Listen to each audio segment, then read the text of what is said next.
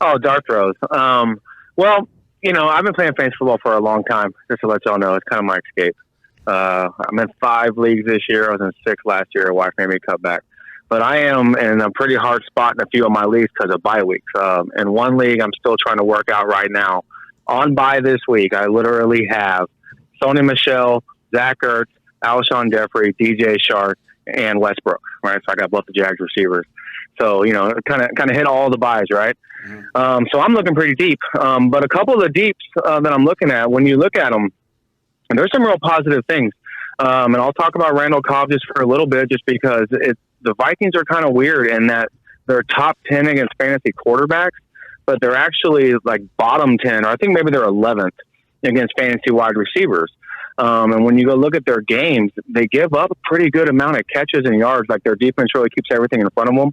And then they do stiffen in the red zone a little bit and don't allow as many passing touchdowns, which is why the fantasy quarterback scoring is down. But the receivers get a lot of catches and a lot of yards.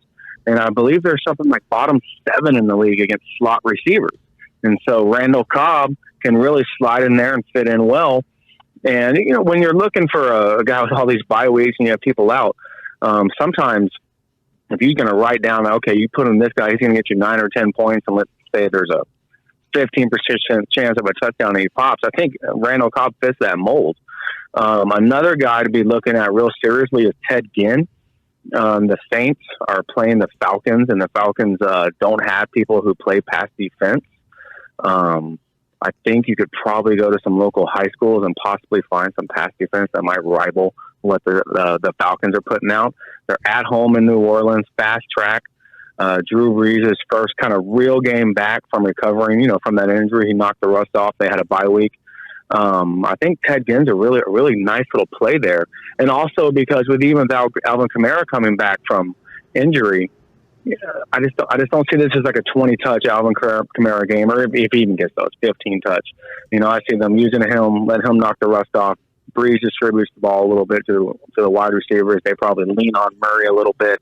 And I think Ted Ginn's another guy. And then he's always a guy that can, he can take 40 yards and 50 yards and get you a nice touchdown and blow up on one play.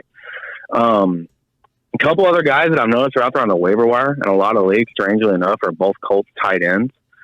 Usually not both of them, of course, but like in one league, you'll have one guy open, and another league will have another guy open. Ebron, for all his career outside of last year, has been a good dart throw for a touchdown if you're looking deep in that area. I think the other tight end, Dallas, has just pretty much secured that he's the guy they want to play. But, Ebron's been whining. Maybe they'll throw him the ball. Whatever you do not play Kalen Ballage. I have been trying to poach players from Miami all year long to see if they would be halfway good. I'd feel fine if you had Devontae Parker and play him. But if you play Kalen Ballage, what you're going to see is a man get 30 yards and look very bad in doing so. So those are a couple of dart throws I'm looking at this week. If y'all got any artists there, let me know. I'll let you know what I think about it. And I've actually put in a lot of time this week kind of researching these longer shots with all the bye weeks. I think I'm looking right now at my fantasy stuff to see if anybody's out there. You're both my leagues, so. Another guy is Josh Reynolds. I don't necessarily mention him because I think he should probably be owned in leagues, just with Bruce being out. But Bruce might be back. But I would imagine Reynolds, if he's out there, Reynolds is another guy with the Rams. But I think a lot of those targets are just going to go to Everett at tight end slot, to be honest with you. BJ, real quick, I made a big trade this past week, and I wanted to get your thoughts on it. I traded Saquon, who's been underperforming the whole year, and Jason Witten for Joe Mixon and Travis Kelce. What are your thoughts? Yeah, I mean, I think it kind of depends where you are and what you would have on your team. I would obviously like Kelce, because he's a tight end, and tight end's like a wasteland this year. But I don't know. I'd have to say I'd probably keep Barkley because I think his potential is just too high. They're going to keep giving him the ball. The Giants are going to have some matchups at the end. And I'm wondering about the point disparity. Now, if you had other running backs you can start and you've been hurting a tight end and you secure that, I'm fine. I don't think Witten even factors into it because, Witten's one of those guys where, name 4 or 5 tight ends, they're all kind of the same. Even though they're probably around the back end of the top 10, tight ends a wasteland. So unless you're talking about Waller or Kelce or those guys, that's the only guys worth really going to get. We'll see what happens. That's interesting. I wouldn't have made that trade. I would not have. Yeah, I'm really heavy.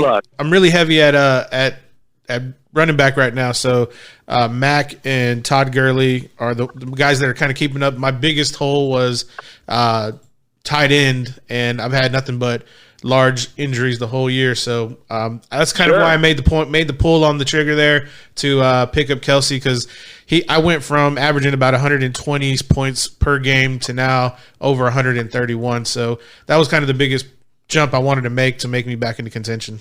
Well, whenever you're doing a trade, there's two things you got to do, and you have to meet one of two criteria, and hopefully you can hit both these criteria and you'll get a great trade.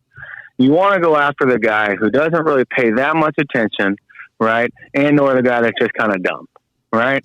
And then you tantalize them a little bit, then you back down, and then you end up with a much stronger trade, and that will make your day in fantasy football. We may have to go ahead and get a show for BJ on the ins and outs of fantasy trading. Well, let's just say I might be in more than one league where in the league mantra on the page it says "Do not trade with me" because I've built up a nefarious reputation. But hey, people agree. I made a trade in another league a couple of weeks back, and I know some people complain, but I traded Keenan Allen for Lamar Jackson. Obviously, Lamar Jackson is going to score more points than Keenan Allen the rest of the year. However, let's look at this. The guy I traded with, he only played one quarterback. He also had Russell Wilson, right? His best receiver was Thielen, who got hurt, and then I think he has he has one or two of those, top 30 receivers or something like that. Like he may have Larry Fitzgerald or Christian Kirk or something like that, but he was hurting, right? So, he got to plug and play a receiver that I think is, I'm not going to say top 5 or top 10, but I think anyone will be shocked if he doesn't end up top 20 at the end of the year in Keenan Allen. And, the other night, Keenan Allen had whatever he had, what he does, right? 8 catches for 90 yards or something like that, right? So, it worked out, and I got Lamar Jackson, and now I'm going to win a championship in that league against a bunch of people who need to get beat really bad. All right, BJ, Fantasy God, appreciate the time, brother. We'll talk to you soon. Yeah, for sure. Thanks, guys. I appreciate it, man. Good luck with the podcast.